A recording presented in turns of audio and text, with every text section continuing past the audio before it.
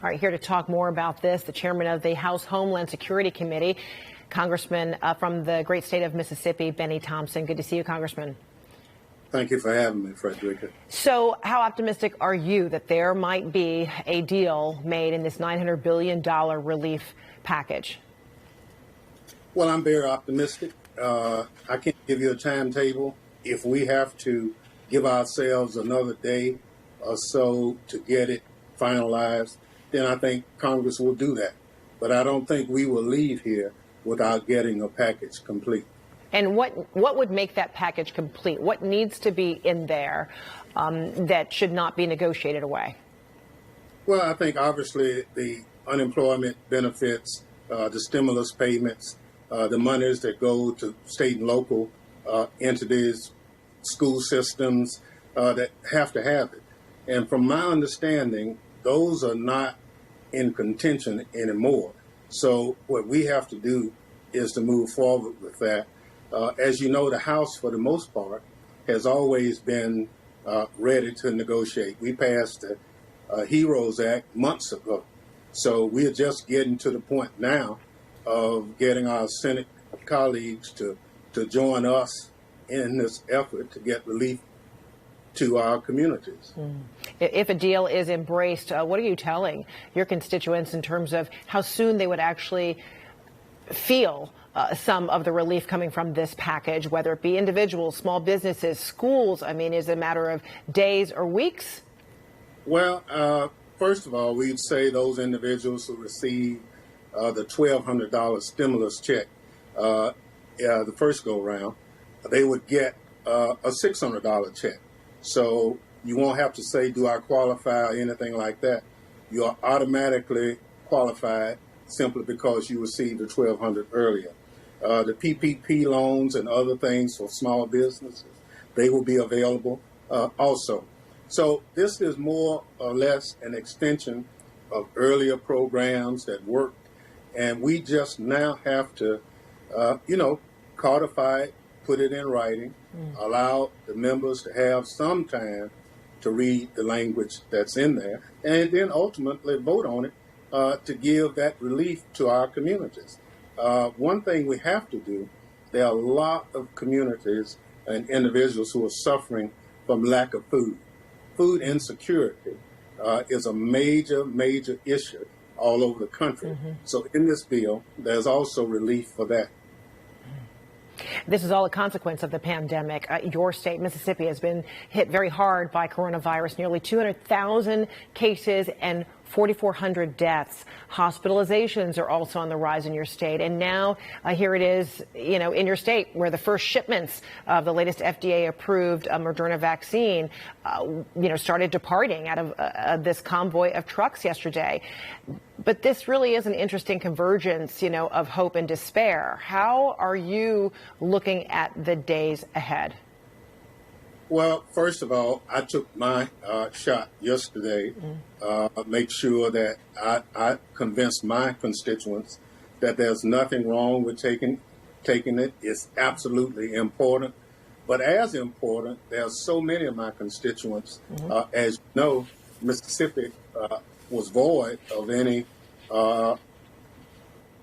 hospital beds because we had none. So what we're saying to them is, with the leadership that the House and Senate is demonstrating, in due time, you will have an opportunity to get vaccinated. We encourage you to do it when that opportunity presents itself. Every time I call my constituents, Frederica, someone is telling me, well, so-and-so is sick. Unfortunately, we lost so-and-so. We've lost too many people to this pandemic because we did not address it in the beginning. You received the Pfizer vaccine, the one of 2 doses. Was there any hesitancy whatsoever for you to receive? I mean, as a member of Congress, you're right up there with being able to get it first. But was there ever any hesitancy? And I ask you that because a number of your constituents, are reticent. There's a good deal of the American public who is still reticent about this vaccine. So what's the example that you're trying to send by doing it yourself? Well, thank you very much. We're trying to say that we allow the system of testing this vaccine to work. I trust the validators in this system. Now we need to push it out. But there's a natural suspicion, especially in the African American community. We're always mindful of what happened with the Tuskegee study, where we were absolutely used as guinea pigs.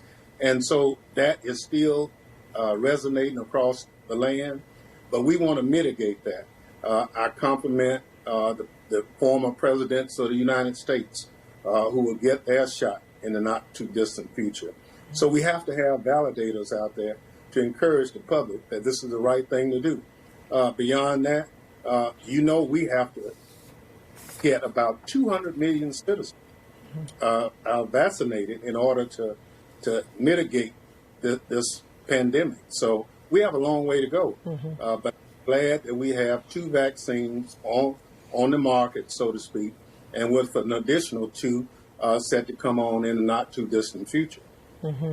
As the chairman of the House Homeland Security Committee, I want to ask you about this ongoing investigation concerning the cyber attack. It's impacted government agencies. Private companies are the ones who actually made this discovery. And now we're learning more and more about this cyber attack going as far back as March.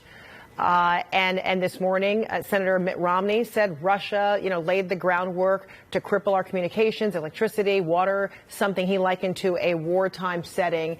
How do you see this cyber attack, and do you see it as an act of war? Well, there's no question about it. It compromised a lot of our systems. We really don't know the full extent of it. We just found out about it as an entity last weekend. And ultimately, when members of Congress started trying to get information, our own government was resistant in sharing that information, even with committees of jurisdiction. So we do know Russia has attribution for what has occurred. We know that some 18,000 companies and organizations potentially impacted. We know that some 8 government agencies that we know of at this point. But we still have some more work to do, to be honest, Frederica, because Russia has compromised our systems. Now, first thing we have to do is make sure that we have the resources to address it. Actually, on that note, I want you to hear what the former director of the U.S. Cybersecurity and Infrastructure Security Agency, CISA, Chris Krebs, said this morning about that very matter. Listen. Yeah, it happened on my watch at CISA, and we missed it. A bunch of other folks missed it. But there is work that we have to do now going forward to make sure, A, we get past this, that we get the Russians out of the networks, but B, that it never happens again. And we really need congressional support. We need the resources. We need the authorities to be able to make sure that, again, this doesn't happen again. But going back to the beginning, the Russians are exceptionally good at this sort of work, and they found a seam in our defenses. So is this cyber attack, does it exemplify a lack of resources or even commitment from this country to get ahead of adversaries such as Russia who could carry out cyber attacks like this? It says we were good at the moment, but that was not good enough because they used a trusted validator to come into our back door, Frederica. The other problem is we don't have anyone in charge of coordinating our cyber defense system. We've not had someone since March of 2018, and that person usually is in the White House. In the NDAA legislation that I hope will get passed before we adjourn, we put that individual back into the legislation. President-elect Biden has indicated that he supports it. So what we need is an all-hands-on-deck coordinated approach to making sure that we can defend ourselves because, as Chris Krebs said, we are challenged right now. But I tell you what's as concerning to me is the president fired the number 1, the number 2, and the number 3 person at CISA and put no one back at that level in place. So really, we have an organization without real leadership at this moment in time, and that puts us at risk too. Is that willful in your view, or an example of negligence? Well, when the president tries to blame China for this hack, when all of our systems and experts say it's Russia, the Secretary of State said it was Russia, but for some reason our president is focused on China and voting machines rather than this hack of some 18,000 companies here in America. So for whatever reason, our president is reluctant to call out the Russian government as being the culprit in this matter. All right, we'll leave it there for now. Thank you so much, Congressman Benny Thompson. We covered a lot. Appreciate you. Thank you. Thank you. All right.